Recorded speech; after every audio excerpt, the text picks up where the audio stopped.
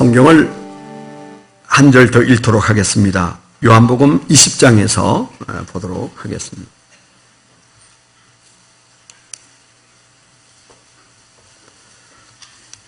요한복음 20장 마지막 장이 21장이고요. 그 앞에 장이 부활한 예수님이 등장하는 장입니다. 요한복음 20장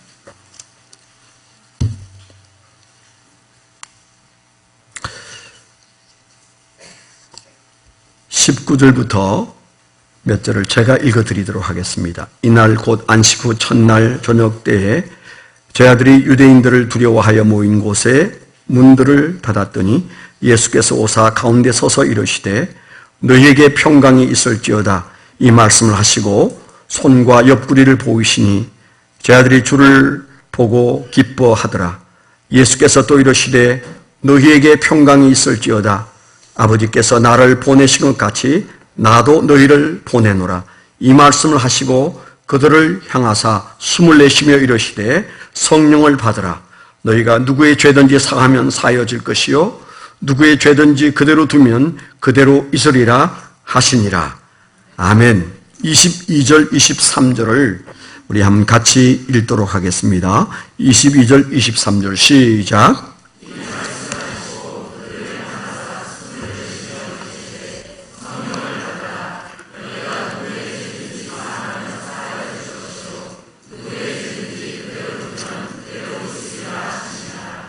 아멘, 아멘. 오늘 부활절 큰 은혜의 날입니다. 오래전에 제가 신학교를 다닐 때 저희 학교에 한 시인이 와서 특강을 한 일이 있습니다. 그때 저는 어떤 목사님의 설교보다도 그분의 특강이 마음속에 굉장히 은혜가 됐어요. 그분이 바로 황금찬 시인입니다. 얼마 전에 세상을 떠나셔서 천국으로 가신 분인데 그분의 시는 교과서에서도 나오고 또 우리가 익히 잘 아는 그런 훌륭한 시인이신데요. 그분은 부활 신앙을 가지고 부활의 시를 많이 쓰셨어요. 오늘 제가 한번 그 부활의 시 중에 두 편을 좀 읽어드릴까 합니다. 미리 계획했으면 우리 교회 성우가 읽으면 더 좋은데 제가 오늘 저녁을 기대하시고 오늘 제가 그냥 읽도록 하겠습니다. 다시 부르는 부활의 노래라는 시입니다. 서러워 말하여 꽃잎이 지는 것을 그 향기 하늘 아래 끝없이 흐를 텐데 그 향기 하늘 아래 끝없이 흐를 텐데 아쉬워 말아요. 지나간 바람을 밀려오는 저 바람은 모두가 하나인데 밀려오는 저 바람은 모두가 하나인데 부르지 말아요. 마지막 노래를 마지막 그 순간은 또다시 시작인데 마지막 그 순간은 또다시 시작인데 또 다른 한 시가 있습니다. 부활의 노래라는 시를 쓰셨어요. 날이 밝으면서 무덤 앞에 모여온 이름 모를 새들이 일제히 노래를 부르고 있었습니다. 예수님의 부활을 새들은 노래하고 있었습니다. 바위 틈과 틈 사이에 솟아난 풀이며 나무들이 잎새를 구름같이 흔들며 모두 웃고 있었습니다. 예수님의 부활을 한 마음으로 경배하고 있었습니다. 주님은 죽음을 이기시고 다시 살아나셨는데 그를 따르던 제자들은 무덤 안에서 죽은 인간의 예수를 찾고 있었습니다. 예수님은 무덤에 있지 않고 하늘에 계시고 다시 부활을 믿는 사람들의 신앙 안에 계셨습니다. 우리는 부활하신 예수님을 저 하늘과 그 섭리 그리고 신앙 안에서 그 날처럼 만나야 합니다.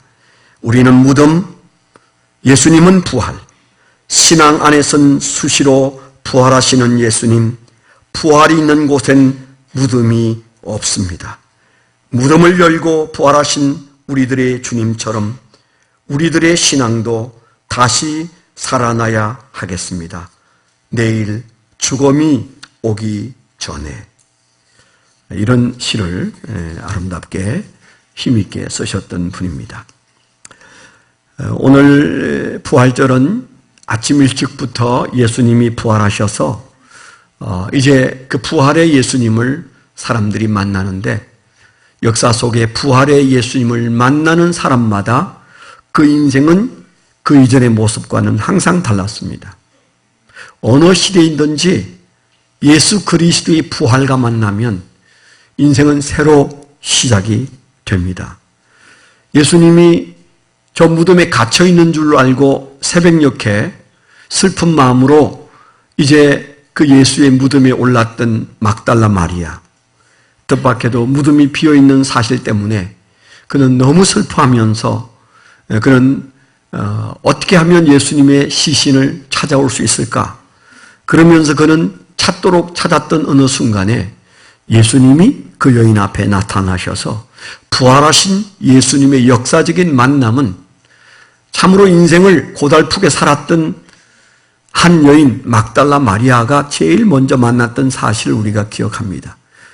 그 여인은 속설에 의하면 로마 군인들에 의해서 강간을 당하고, 그래서 그 후유증으로 미쳐서 돌아다니다가 예수를 만나고 예수 그리스도 앞에 그는 인생을 새로 시작했던 여인이고, 그는 옥합을 깨뜨려서 예수님에게 나드 향유를 부었던 그 여인이었고, 그는 예수 그리스도를 사랑하는 사랑으로 그가 간절한 마음으로 예수의 시신을 찾을 때 주님은 예수를 찾는 가장 절실한 여인에게 제일 먼저 나타나셨어요. 예수의 부활을 비웃는 사람들은 바로 그 막달라 마리아가 예수의 애인이었다, 그렇게 조롱하는 인간들도 역사 속에 많이 있었어요. 나쁜 말 아닙니다. 예수 그리스도는 우리의 애인입니다. 아멘. 예수 그리스도에게 우리는 더도 없는 애인이에요. 어거스틴이 말한 것처럼 이 세상에 불쌍한 죄지은 인간이 어거스틴 나 혼자였을지라도 예수님은 나를 구원하기 위하여 나를 사랑하여 저 십자가에 매달려 설 것이다, 그러면서 울었다고 그러잖아요. 예수 그리스도의 애인이고, 그리고 예수는 우리의 애인입니다. 그런 의미에서 막달라 마리아는 주님을 진실로 귀히 여기고 사랑했기에 주님은 그 여인을 만나주셨어요. 예수님께서 역사적인 부활 후에 두 번째 만난 사람은 또 뜻밖의 사람이었어요. 오늘 새벽에도 우리가 생각한 말씀인데, 저 엠마오라고 하는 예루살렘 바깥 시골 동네로 두 사람이 걸어가고 있을 때 그 중에 한 사람의 이름이 글로바였어요. 그것으로 볼 때 그 두 사람은 예수의 11 제자에 속한 사람은 아니었어요. 예수를 좀 따라다니던 사람인데 그들이 황급히 예루살렘을 떠나서 엠마오로 가고 있었습니다. 짐작하건대 뭔가 뒤숭숭한 소문이 나기 시작했습니다. 예수님의 시신이 사라졌다. 그래서 그들은 다시 한번 토벌을 해서 이제 예수 따르던 사람들을 잡아들여서 예수처럼 죽일지도 모른다, 아마 그런 두려움이 그 마음속에 있었을지 몰라요. 또 어떤 사람은 예수가 부활하신 것을 만났는데 별로 그렇게 믿을 가치가 없는 천한 여자가 그런 말을 하더라. 어떻게 예수가 다시 부활했으면 로마 총독에게 나타나고 제사장에게 나타나서 그들을 혼쭐 내야지 무슨 천하디 천한 여자에게 나타났을까? 그래서 신빙성이 없다고 사람들이 믿어주지 않는 그런 루머 같은 얘기가 돌고 있었습니다. 이 두 사람은 결단했어요. 우리가 여기 예수도 죽고 없는 예루살렘에 더 있다가는 난을 만날 수도 있다. 우리는 떠나자. 이제 다 버리고 이제는 우리의 희망이 끝났으니 이제 우리가 저 시골로 숨어들어야 되겠다. 그래서 그들이 아마 갔을 거예요. 틀림없이 그랬을 겁니다. 그랬던 그들에게 예수님께서 두 번째 찾아오셨어요. 믿음이 좋은 여인에게 먼저 오셨고, 믿음이 바닥이 나서 실망하여 떠나는 사람에게 주님이 찾아오셨다는 사실. 오늘 여러분이 믿음이 좋건 나는 별로 믿음이 없어, 예수의 부활이 믿어지지가 않아, 예수를 생각해도 희망이 생기지 않아, 그런 절망 가운데 있는 여러분에게도 주님은 찾아오셨습니다. 엠마오로 가던 두 제자에게 따라오시면서 그들과 대화했을 때 불행하게도 그들은 부활하신 예수님을 알아보지 못했어요. 성경에 보니까 그들의 눈이 어두웠다고 그랬어요. 그들의 눈이 어두워서 예수님을 알아보지 못했습니다. 그리고 예수님과 함께 갈 때 그들은 지금 예루살렘에서 일어나는 소동에 대해서 예수가 그것을 잘 모른다고 핀찬하면서 우리가 믿었었는데 하늘에서 온 하나님이 보낸 선지자일 줄 알고 우리를 구원해 줄 줄 알았는데 헛꿈을 꾸었다고 그들이 그렇게 말하면서 가다가 주막에 들어가서 예수님과 함께 잠시 식사를 하는 사이에 이상한 일이 벌어졌어요. 그들의 눈이 드디어 밝아졌다고 그랬어요. 그 눈이 밝아졌을 때 예수님은 온데간데 없었습니다. 그들의 마음에 그 눈이 밝아지고 영안이 열렸을 때 조금 전에 우리와 대화했던 분이 아무래도 예수님인 것 같아. 우리가 떡을 나눌 때, 주님과 떡을 나눌 때 가슴이 뜨거워지지 않았는가? 예수님이 부활하신 게 사실이야. 그런 감동이 일어나고 그런 영적인 분별력이 생기니까 그들은 어떻게 했어요? 엠마오로 가던 길을 돌이켜 도망쳐 가던 그 길을 돌이켜 위험이 기다리는 예루살렘으로 들어갔습니다. 그리고 다락방에 있는 숨을 죽이고 어쩔 줄 몰라 하는 11명의 제자들과 몇 사람의 다른 사람들과 함께 있는 그들에게 찾아갔어. 우리가 예수 그리스도를 만났다고, 부활한 예수를 만났다고 그렇게 그들이 강조할 때 바로 그 자리에 예수님이 나타나셨어요. 이것이 세 번째 나타나신 것이고 예수님의 제자들이 드디어 예수를 만난 것입니다. 예수의 제자였다고 제일 먼저 만난 거 아니에요. 예수를 따르는, 예수를 정말 믿는, 그 예수를 너무너무 사랑하는 한 불쌍한 여인에게 찾아오시고 믿음이 바닥이 나서 이제는 다 잊어버리고 떠나자. 그래서 떠나는 그들을 붙잡고 그들을 돌이키신 분이 예수님이시고 그 다음에 세 번째 예수님이 나타나셔서 제자들에게 부활한 예수님의 모습을 보여주셨어요. 예수님의 마음을 읽을 수 있겠습니까? 지금 이 순간에도 예수님은 2000년이 지나고 수많은 증거가 있음에도 불구하고 그 예수를 진감민가하는 교회 안에 있는 수많은 사람들에게 주님은 오늘도 찾아오셨어요. 너희가 마음을 조금만 열면 이 부활을 너희가 확인할 수 있는데 그 부활로 너희의 삶이 새로 시작할 수 있는데 너희가 교회는 나오면서 부활을 믿지 못하느냐? 주님께서 오늘 우리에게 그 말씀을 하고 계신 거죠. 예수님께서 세 번째 나타나신 제자들 앞에 나타나셨을 때 세 가지 선물을 주셨어요. 세 가지 축복을 주셨어요. 첫째는 예수님께서 첫 마디가 뭐였어요? 너희에게 평안이 있을지어다 말씀하셨어요. 너희에게 평안이 있기를 원한다. 예수의 부활은 그들에게 평안으로 다가왔어. 여러분, 우리가 이 세상에서 몸부림치면서 한 주간 동안 살았던 이유가 뭡니까? 열심히 살았던 이유는 좀 더 행복해졌으면 좋겠다. 좀 더 인생을 누렸으면 좋겠다. 좀 더 우리 가족들이 행복해졌으면 좋겠다. 그래서 여러분 열심히 사셨잖아요. 여러분, 여러분의 행복을 보장할 수 있으세요? 내가 이렇게 열심히 살면 우리 가족이 다 행복해질 거야. 내 아내가 행복해지고 내 자식이 행복해지고 내 부모가 행복해지고 행복해질 수 있을까요? 아무도 그런 자신을 못합니다. 제가 만나본 모든 사람은, 모든 철든 사람은 내가 애쓰지만 그게 언제까지 행복하고 언제쯤 행복해질지 모르겠다. 그런 마음으로 아침에 애를 써서 일어나서 하루를 시작하는 거예요. 오늘 행복해도 내일 불행해질 것을 두려워하여 불안해서 그 행복을 누리지 못하기도 합니다. 그리고 우리가 경험한 대부분의 행복은 일주일 넘기지 못해요. 우리가 원하는 것을 가져도 잠시 그 순간뿐입니다. 정말 먹고 싶었던 그 음식을 먹어도 돌아서면 다시 우리는 굶주리고 우리 주머니에 물질이 있어도 그 다음부터 또 다른 근심이 생기고 하나님 우리에게 뭐라고 말씀하세요? 그게 세상이 주는 평안이라고 말합니다. 예수 그리스도가 부활하신 다음에 주신 평안은요, 역사에 증명되었지만은 세상의 어떤 평안과도 비교가 되지 않는 것이고 죽음이 와도 극복되어지는 그런 평안이 그들에게 주어졌습니다. 오늘 우리에게 예수 그리스도가 주시는 세상이 주는 평안과 다른 그 평안이 이 부활의 날에 우리에게 임하게 되기를 축원합니다. 주님께서 축복하신 두 번째 선물이 뭐예요? 주님께서 두 번째 하신 말씀이 아버지께서 나를 이 세상에 보낸 것처럼 나도 너희를 보내노라 그렇게 말씀하셨어요.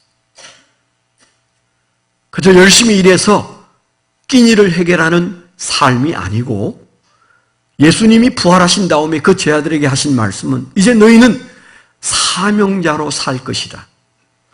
내가 사명을 가지고 와서 이 세상에 십자가에 못 박혀 죽은 것처럼 너희는 너희의 십자가를 지고 사명의 삶을 살 것이다. 거기에 행복이 있다고 주님께서 말씀하셨어요.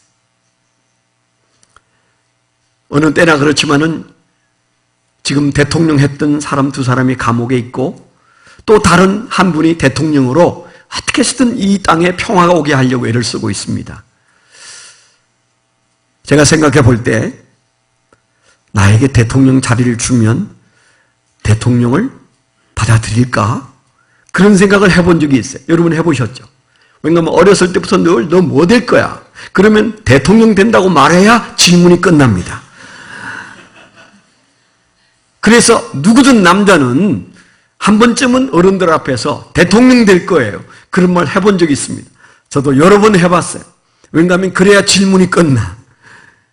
어른이 된 다음에 어쩌다 한 번씩 저 대통령 자리 내게 온다면 내가 좋아할까?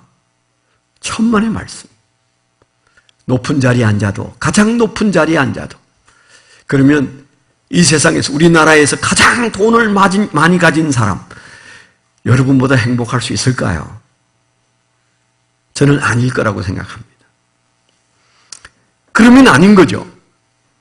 그런데 우리에게 주님께서 말씀하신 이 말씀, 너희가 십자가를 진 나를 보라. 내가 하나님이 보내어서 십자가를 졌더니 행복하다. 내가 너희를 보낸다. 사명을 부여하셨어. 예수님 때문에 사는 삶은 고난이 와도 행복한 줄 믿습니다. 하나님의 주시는 축복에 여러분 정말 보내심 받은 자의 삶을 살게 되기를 축원합니다. 거기에 능력이 있어요. 우리는 좀 더 많은 능력을 지녀보려고 애를 씁니다. 돈도 능력이고 지식도 능력이고 그리고 높은 자리도 능력이라고 생각합니다. 그래서 우리 자식들도 복가되면서 그들이 능력을 가지기를 원합니다. 그런데 예수님께서 부활하신 다음에 그 능력의 예수님, 부활의 능력을 가진 예수님이 우리에게 하신 능력의 삶이 뭡니까? 내가 너희를 보낸다. 하늘과 땅의 권세를 가지신 예수님이 우리를 사명자로 부르셨어요. 그 사명 안에 능력을 붙들고 살게 되기를 축원합니다. 세 번째 축복하신 말씀이 뭐예요? 주님께서 성령을 받으라 그렇게 말씀하셨어요. 성령을 받으라. 초대교회 그들에게 성령이 임했을 때 그들에게 뭐가 있었어요? 삶의 위로가 찾아왔어요. 성령님은 위로의 신이세요. 성령이 우리에게 임하면, 성령을 받으면 그때부터 우리는 이 세상에서 누구에게도 경험해보지 못한 하나님의 위로를 경험하게 돼 있어요. 평안이 있고 능력이 있고 위로가 있으면 다 있는 거예요. 부활의 예수님이 그것 주셨어요. 부활하고 첫 마디가 평강이 있어라. 내가 너를 보내노라. 능력으로 너를 보내노라. 내가 위로의 신 보혜사 성령을 보내노라. 주님께서 세 가지 축복을 말씀하셨어요. 그래서 이 말씀을 생각하는 바울 사도가 고린도 교인들에게도 뭐라고 말합니까?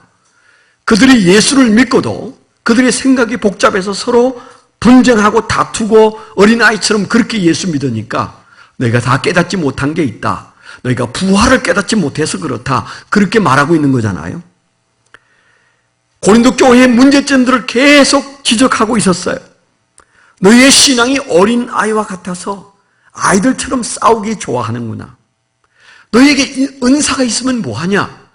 사랑이 없는데 그런 말씀을 하시면서 그들의 문제를 다 지적한 다음에 15장 와서 우리가 뭐라고 그래요? 15장을 부활장이라고 그래요.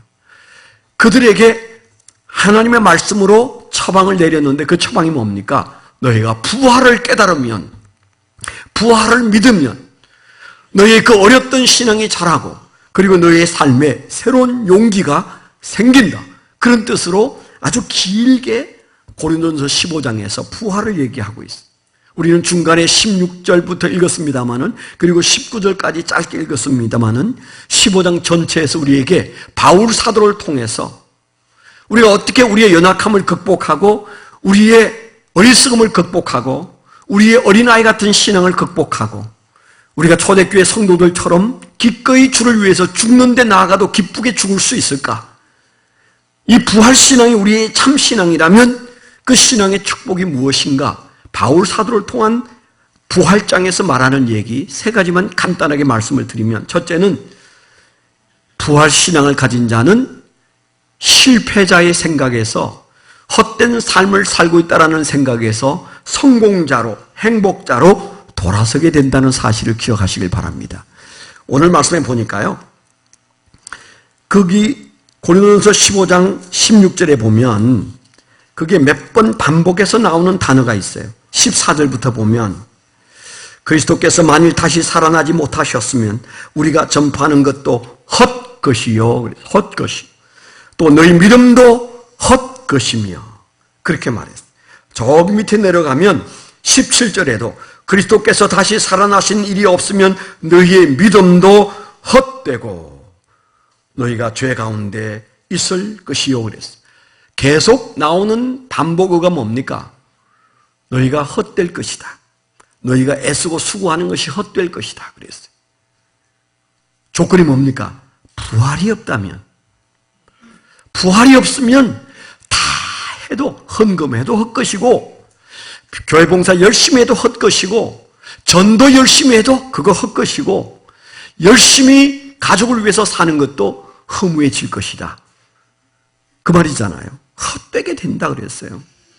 부활이 없는 신앙은 헛것입니다. 반대로 그 말을 뒤집으면 뭐예요? 부활이 있는 신앙은 헛되지 않는다. 성공한다. 그런 말이잖아요. 나중에 18절에도 또한 그리스도 안에서 잠자는 자도 부활이 없으면 망하였으리니 그랬어요.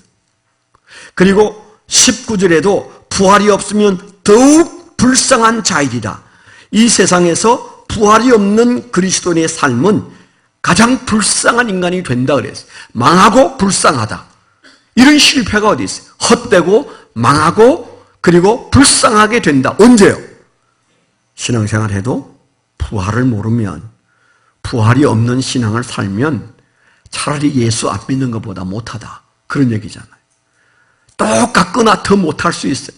솔직히 여러분, 우리가 천국 못 간다면 안 믿는 사람보다도 좀 더 억울할 것 같지 않습니까? 우리가 예수를 믿는다고 믿지만은, 그런데 이 세상에서 아무리 믿음이 없는 사람도 예수 안 믿는 사람보다 나아요. 아니, 더 정확히 말하면 내가 예수 믿기 전보다, 교회 다니기 전보다 아무리 엉터리로 살아도 더 나아요. 세상 사람들은 그냥 도매금으로 예수 믿는 사람 욕하고 다 그러지만, 그러나 여기 앉아있는 우리가 분명한 것 하나는 교회 다니고 달라진 게 한두 가지가 아니에요. 제 인생을 봐도 예수 믿고 너무너무 많이 달라졌어요. 이렇게 달라질 수 있을까? 그런 마음이 들 때가 지금도 많아요. 여러분을 보는 저도 마찬가지입니다. 제가 여러분의 과거를 모를 것 같습니까? 다 알아요. 남성 여러분, 여러분이 교회 나오기 전에 여러분 부인이 눈물 흘리면서 여러분 흉 다 봤어요. 무슨 짓을 하다가 여기 왔는지 다 알아요. 그런 우리의 부끄러운 모습들이 예수 믿고 교회에 와서 신앙생활을 하면서 조금씩 좋아지지 않았겠어요? 더 좋아졌습니다. 그건 사실인데요. 그렇게 좋아지기 위해서 여러분 얼마나 애쓰셨어요? 이 좁은 공간에, 이 좋은 날에 여러분이 여기 와서 앉아 있잖아요. 아까 제가 복도에서 어떤 분 만나서 어떤 남자분과 악수했어요. 그때 언뜻 생각나는 생각이 뭔지 아세요? 이분이 예수 안 믿었으면 지금 골프 치러 갔을 텐데. 그런 생각이 났다니까, 진짜로. 여러분 중에 지금 예수 안 믿었으면 즐기는 일들이 얼마나 많았겠어요. 그런데 여러분들이 안 믿는 사람과 동일하게 된다면 억울하지 않겠어요? 한 발 더 내디뎌서 부활의 은혜 속에 있게 되기를 축원합니다. 우리는 하나님 앞에서 절대 성공자요 행복자가 되기 위하여 우리는 부활 신앙을 가지되, 그 부활 신앙이 머리에 있는 것이 아니라 가슴에 있는 뜨거운 부활 신앙으로 신앙이 자라게 되기를 축원합니다.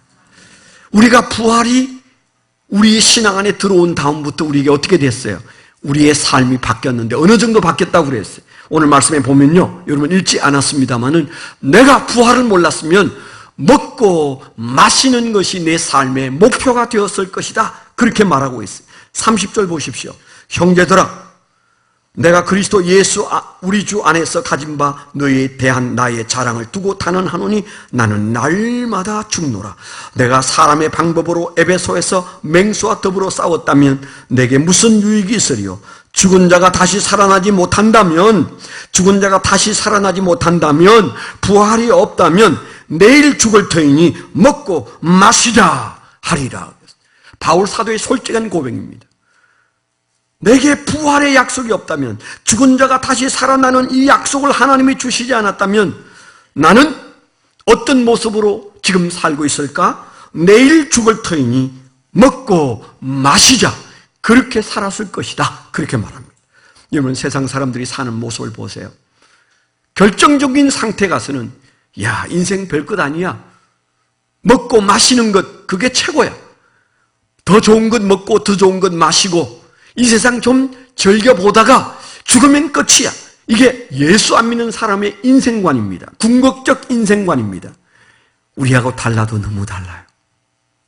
우리는 바울 사도의 말대로 날마다 죽는 것 같은 고생을 겪기도 하지만 우리 가슴 속에서 절망하지 않고 희망이 가득한 이유는 우리는 먹고 마시다 죽을 존재가 아니기 때문입니다. 우리의 삶의 목표는 먹자 마시자가 아니에요. 날마다 위험을 무릅쓰면서도 우리는 곤고한 삶도 기쁘게 받아낼 이유가 있습니다. 우리 앞에 궁극적인 ultimate end, 궁극적인 끝이 기다리고 있어요. 부활이라는 끝이 기다리고 있습니다. 그래서 또 다른 말로 뭐라고 말합니까? 말씀에 보면 51절에 이렇게 말합니다. 이건 비밀이다, 그렇게 말하고 있어요. 51절에 보라, 내가 너희에게 비밀을 말하노니 우리가 다 잠잘 것이 아니요 마지막 나팔의 순식간에 호련히 다 변화되리니 나팔 소리가 나매 죽은 자들이 썩지 아니할 것으로 다시 살아나고 우리도 변화되리라, 그렇게 말했어요. 우리 앞에 있는 죽음, 모든 인간은 죽음 앞에서는 침묵입니다. 가장 슬퍼하고 두려워합니다. 그런데 여기 우리 믿음의 가장 중요한 본질은 뭐라고 그랬어요? 나팔 소리가 나면 죽은 자들이 썩지 아니할 것으로 다시 살아나서 변화되리라, 그렇게 말했어요. 그 나팔, 마지막 나팔 소리의 순식간에 호련히 다 부활하여 변화되리라, 그렇게 말했어요. 오래전에 영국 덜햄 석탄 광산이 무너졌습니다. 굉장히 큰 석탄 광산이 덜햄이라고 하는 곳에 있었는데 갑자기 그만 그 석탄 광산이 무너져서 그 안에 164명이 갇혀버렸어요. 그때는 그렇게 장비가 많지 않아서 다시 갱도를 확보하기 위해서 수많은 사람들이 달려들어서 다시 그 무너진 갱도를 보수하기 시작했어요. 164명의 가족들과 전 영국 사람들이 촉각을 곤두세우고 하면나 살려낼까 그들이 애를 썼습니다. 틀림없이 저 안에 살아있는 것 같은데 빨리 이 갱도가 복구가 되어서 그 사람을 살려내야 된다고 그들이 정말 낮밤을 가리지 않고 갱도 복구를 했습니다. 여러 날이 걸렸습니다. 그들이 마지막 갱도를 완성하고 그 안에 뛰어들어갔을 때 그 안에서 놀라운 광경이 벌어졌어요. 164명의 광부들이 마치 군대에서 내무반에 잠을 자듯이 반듯반듯하게 다 누워서 자고 있었어요. 마치 자는 듯 죽어 있었어요. 엉겨붙어서 살아보려고 서로 물어뜯다가 죽은 게 아니고 잠자듯이 내부반에 잠자는 군인들처럼 반듯반듯하게 164명이 쫙 누워있었어. 너무 기가 막혔어. 억장이 무너졌어. 달려가던 앞서가던 사람들이 그 앞에 갑자기 우뚝 섰습니다. 맨 앞 사람 앞에 판자떼기 하나가 이렇게 세워져 있는데 그 판자떼기에 글이 써 있었어요. 이런 내용의 글이었어요. 주님은 우리와 함께 하셨습니다. 우리는 갈 준비가 되었습니다. 주여 축복하소서. 여기 우리 모두는 영원한 영광에 들어갈 준비가 되어 있습니다. 화요일 오후 2시.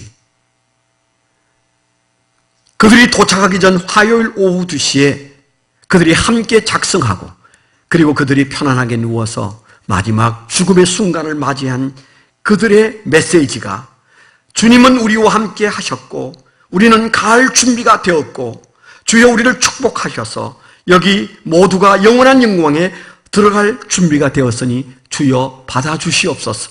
그들이 그렇게 팻말을 써놓고 그리고 마치 잠자듯 죽었다는 사실을 나중에 전 영국의 사람들이 알고 그들이 눈물을 흘리면서 슬퍼하면서 그리고 그 부활의 날을 소망하면서 그들이 기뻐했다는 그런 얘기가 있습니다.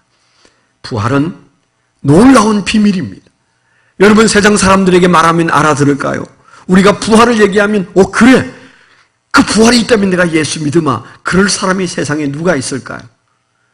부활은 머리로 이해되어 줄 수 있는 게 아닙니다. 부활을 믿는 믿음은 우리 안에 성령이 넣어주시는 거예요. 하나님이 넣어주시는 거예요. 여러분 마음속에 부활을 조금이라도 믿는다면 춤을 추셔야 합니다. 누가 설명을 잘해서 그 부활을 믿을 수 있겠습니까? 어떻게 사람이 죽어도 다시 나팔 불 때 변화된 모습으로 살아날 것을 믿고 남은 인생을 살아갈 수 있겠어요? 그게 믿어진다는 것이 얼마나 큰 축복인지 몰라요. 그 힘으로 살고 그 힘이 점점 커지면 우리는 순교도 기쁨으로 감당하게 될 것입니다. 세상을 그 놀라운 하나님의 은혜로 그 부활의 능력으로 살아나게 될 것입니다. 괴테의 파우스트에 보면 파우스트가 사는 게 지리멸렬해서 더 이상 살고 싶지 않아서 자살을 이제 마음에 품고 있었습니다. 어느 날 그가 자살을 기도하려고 했을 때 갑자기 어떤 합창이 들려왔어요. 사셨네, 사셨네, 예수 다시 사셨네. 어떤 사람들이 부르는 찬송 같은데 이 소리가 들려왔어요. 그런데 사셨다는 그 말씀을, 그 찬양을 들으면서 자기 가슴 속에서 자기가 알 수 없는 힘이 솟아나기 시작했다. 우리가 예수를 믿는 저와 여러분들이 부활신앙을 분명히 하지 않으면 우리 신앙은 참 힘들게 굴러갈 거예요. 그러나 주님이 우리에게 부활신앙을 주시면 여러분 신앙생활은 어렵지 않습니다. 고난스러워도 힘들어도 오늘이 너무 힘들어서 괴로워도 그 사이에 우리 마음을 비집고 부활신앙이 들어오면 세상이 감당할 수 없는 소망이 우리 안에 일어나게 될 줄 믿습니다. 로마서 8장에서 뭐라고 말합니까? 그리스도인이 사는 법, 첫째는 빚진 자의 심정으로 산다고 했어요. 내가 어떻게 예수를 믿게 되었는지, 내가 어떻게 하나님의 자녀가 되었는지, 내 그 무서운 죄는 어떻게 해결되었는지 그 죄를 생각하면 나를 대신해서 하나님의 아들 예수가 죽으신 사실이 너무 감격스러워서 빚진 마음이 되어서 살면 죄를 이길 수 있다고 말하고 있지요. 다른 하나가 뭐예요? 우리 앞에 있는 하나님의 자녀된 우리에게 상속될 부활을 바라볼 때 그 부활은 우리 인생에 어떤 절망도 삼켜버릴 수 있는, 어떤 기분도 이길 수 있는, 어떤 좌절도 이길 수 있고 어떤 분노도 이길 수 있는 바로 부활이 소망으로 우리 앞에 있기 때문에 우리는 그 소망을 바라보고 달려갈 수 있다고 말합니다. 뒤에는 빚진 자의 심정, 앞에는 우리 앞에 놓여 있는 상급인 부활이 우리를 기다리고 있어요. 이 은혜 안에 넉넉히 살아갈 수 있도록 오늘 우리의 부활신앙이 이 거룩한 성찬을 통하여 온전해지는 축복을 누리게 되기를 축원합니다. 기도하겠습니다. 부활의 주님을 기념하고 부활의 기쁨 속에 머물기를 원하는 하나님의 귀한 백성들의 마음 속에 성령이여 찾아오셔서 만져주셔서 우리 안에 저 다락방에서 예수 그리스도를 만난 제자들이 환희 속에 들어간 것처럼 우리 안에 그 기쁨이 들어와 세상을 이길 수 있는 용기와 은혜가 넘치게 하여 주시옵소서. 오늘 저희가 주의 은혜 가운데 거룩한 성찬을 행합니다. 이 부활 성찬을 통하여 주여 주님의 찢기신 살을 기념하여 떡을 뗄 때나 주님의 흘리신 보혈을 기념하여 잔을 마실 때 우리 안에 부활 신앙이 가득해지게 하여 주옵소서. 근심 걱정이 사라지게 하여 주옵소서. 질병이 물러가게 하여 주시옵소서. 우리의 죄가 씻겨지게 하여 주시옵소서. 예수 그리스도의 이름으로 감사하며 기도드렸습니다. 아멘.